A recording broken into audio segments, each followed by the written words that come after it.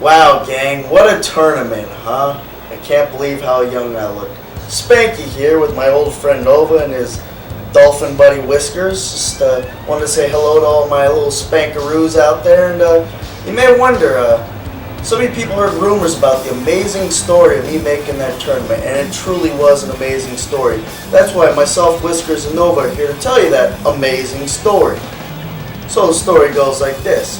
One day I'm in Cincinnati, Ohio, wrestling my old friend Johnny Storm, and I get done wrestling Johnny Storm, and I check my cell phone answer machine. Got a message from Mikey Henderson. What's Mikey calling for? Well, I get a message saying, "Hey Spanky, Mikey here, want to go to Japan?" Do I? I call him up and say, "Of course I'd like to go to Japan, Mikey, good to hear from you." He says, "Well, I'm supposed to be going to Japan for a UPW/01/NWA International Junior Heavyweight Tournament Championship, something or other, and I can't make it because my wife's pregnant again." I said, "Well, my wife's not pregnant. I don't even have a wife. Let's see what we can swing." He says, "Well, I just gotta call Bassman." He calls Bassman, and Bassman says, "We'll see." So a week goes by. It's only a couple of days until the tournament. And Bassman calls me at 6 o'clock in the morning and says, "You can go under one condition. You have to be here in 32 hours. I said, "No problem.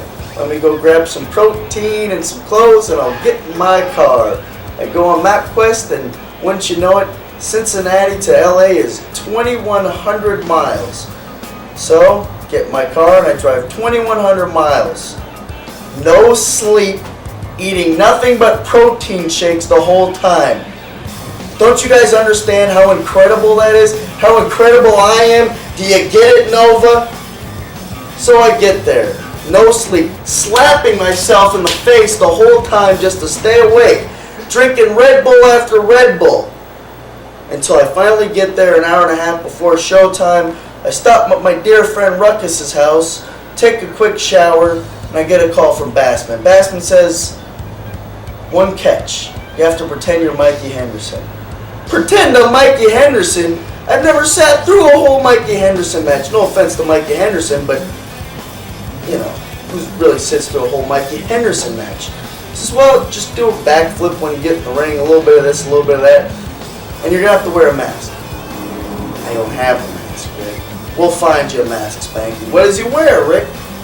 "He wears some American stuff." So I asked my buddy Ruckus, "What kind of American-y stuff do you have?" "I got some red, white, and blue hammer pants." "Let me have them." "What else you got?" "Well, I got some sweatshirts." "What kind of sweatshirts?" "I got one that says, 'Make pizza, not war.'" So that's close enough. So I wore that, wore a mask, wore the red, white, and blue pants, and went out there and backflipped, and everybody was convinced I was Mikey Henderson. I beat the old Funky Billy Kim with sliced bread number 2. Take off the mask. It's Spanky. And then after that, I go on to face one of the Ballards. I don't remember which one. One of Martine's little luchador buddies and little Nate, I believe, and then beat them too. Comes down to the finals. Nova's buddy, Frankie Kazarian, and myself. Well, Nova, sorry to break it to you, but even after going 40 hours with no sleep, already wrestling 2 matches, I still beat Frankie Kazarian, and I'm off to Japan to see who is going to win the whatever belt that was I explained earlier. It's going to be me and Smelly in Japan in a bowling alley. So let's go to the finish, fellas.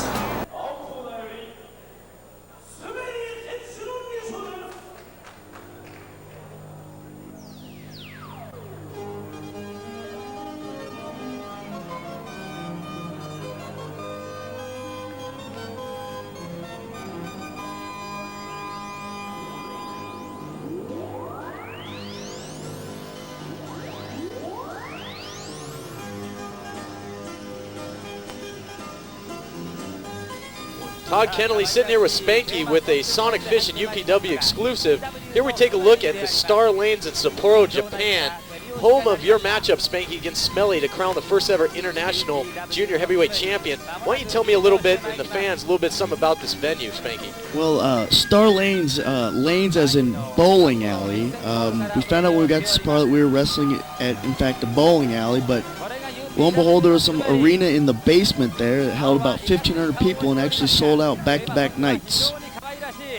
Big time sellout. Now here we see your opponent, Smelly, probably no stranger to bowling alleys, hailing from Poughkeepsie, New York. And you and Smelly was something in common in this tournament. When this thing started, neither one of you knew you were going to be part of this thing. Smelly really dieted to make the weight for this tournament. Probably one of the more powerful men you've ever fought in a lightweight contest, I would imagine. Oh, absolutely. Smelly's jacked.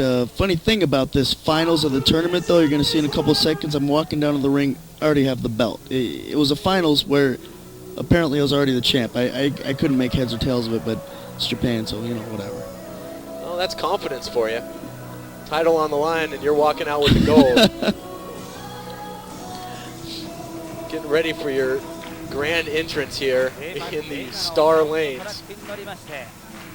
Excellent lighting treatments they have here. What an effect they have with the light dark thing going on there. Well, I like it. It's my music actually. There was a techno version of Celine Dion's "My Heart Will Go On" from Titanic, and so you can't hear it obviously, but just imagine it's playing. And that is the last time I got to wear that outfit. After that, I had to wear little pink trunks from then on out in Japan. Right, tell us a little something about that. You mentioned the Celine Dion music. That kind of progressed into a gimmick for you out there. Yeah, when I got off the plane, I guess they told me I looked like Leonardo DiCaprio, and I don't really get that in America, but I guess compared to Japanese people, I do a little. And yeah, I get to Kirken Hall for my first show, and they asked if I had entrance music. I said yeah, and they said, well, you don't need it for tonight. We got a little entrance music for you. And Smelly and I actually tagged that night, and it was Celine Dion. And then soon after, I became Leonardo Spanky, and just went from there. Well, here we just saw a fixture in Japanese wrestling. Of course, the streamers coming into play. Both you guys now getting down, getting ready to get to some business. Yeah, there's nothing quite like getting streamers. It's one of the more exciting things, It sounds stupid, but it's makes you feel special. I don't know, like a little girl. Now you mentioned last time you got to wear this ring gear in the ring. Also, last time with the long hair. Yeah, Imagine taking a look at you now. Yeah, they decided I looked too scruffy, so I actually got hauled away one time when I was in Osaka. I showed up to the venue, and Hashimoto had 3 men in suits waiting for me, and they took me off to some salon somewhere called Shower, and I cut it all off. I didn't really get a say in it. Well, apparently they wanted the Leo from Titanic, not from the Man in the Iron Mask, and that would explain it. So here we go. We can't hear it, but apparently the bell has sounded, and we're set for action, and I can't imagine you're going to take Smelly up on this offer. Oh, that son of a gun. I should have known better. Smelly, of course, a classic heel. Here we see both of you guys collar and elbow tie up now. And there, that power of Smelly coming into play. He may have dieted down to 215 pounds, but this man, very much a power lifter. Oh, he's very lean, too, right here, Looks great. There's somewhat a surprise. Probably the first time I've ever seen a clean break out of Smelly. But here we go again, tying up. Smelly trying to exercise his power again, backing you up in the corner. Are you expecting a cheap shot at this point? Oh, no. Come on. That son of a gun. Nice quick roll up there. Found a 2 count early. Now, referee looks like he's having a little trouble moving around in that ring. What can you tell us about him? The referee is referee Fred Rubenstein, and the whole time on that tour, he kept complaining that he couldn't find a good bowl of pasta anywhere or some nice pizza. And so actually, one of the last nights of the tour, Smelly and I came in from having dinner somewhere, and Fred was sitting in the lobby, and we decided to play a joke on him, tell him we found pizza burger somewhere, and he almost had a conniption fit. Well, I bet that widened his eyes up a little bit. Pizza boygas!